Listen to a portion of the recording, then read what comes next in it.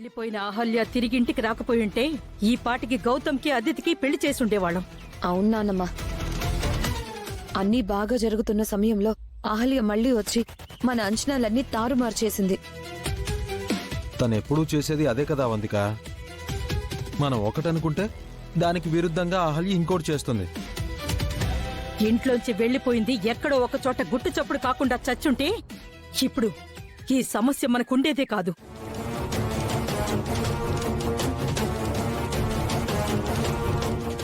ఎవరెవరికో చావు వస్తుంది కానీ ఈ అహల్యకి చావు రావట్లేదు.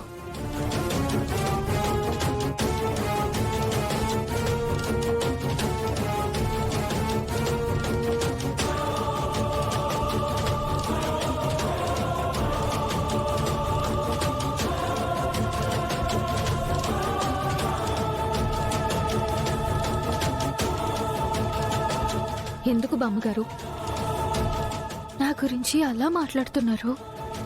నేను చస్తే మీకేం వస్తుంది? మనశ్శాంతి వస్తుంది. నా ఇంటికి నేను కోరుకున్న కోడలిగా అది తోస్తుంది. మా రెండు కుటుంబాల మధ్య ప్రశాంతత వస్తుంది. ఇంట్లోంచి వెళ్లిపోయిన దానివి ఎక్కడో ఒక చోట తగలడకుండా మళ్ళీ తిరిగొచ్చి అంతా నాశనం చేసావు కదే. నేనెందుకు వెళ్ళిపోయానో మీకు తెలీదా బామ్మగారు? ఆ విషయం చెప్తే ఇంట్లో గొడవలవుతాయని నేను మౌనంగా ఉన్నాను.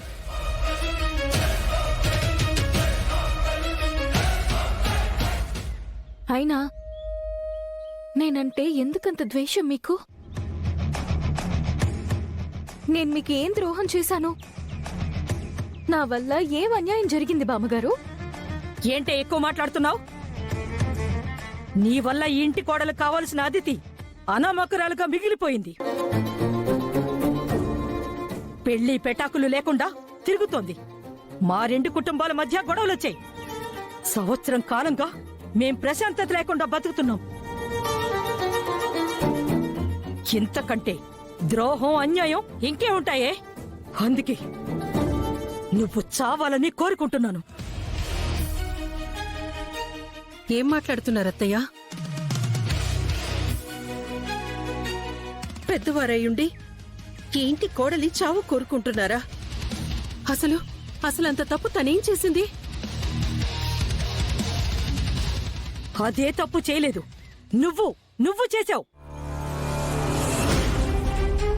అవునే, అది తప్పు చేయలేదు. నువ్వే చేశావు. ఇదంతా నీ వల్లే జరిగింది.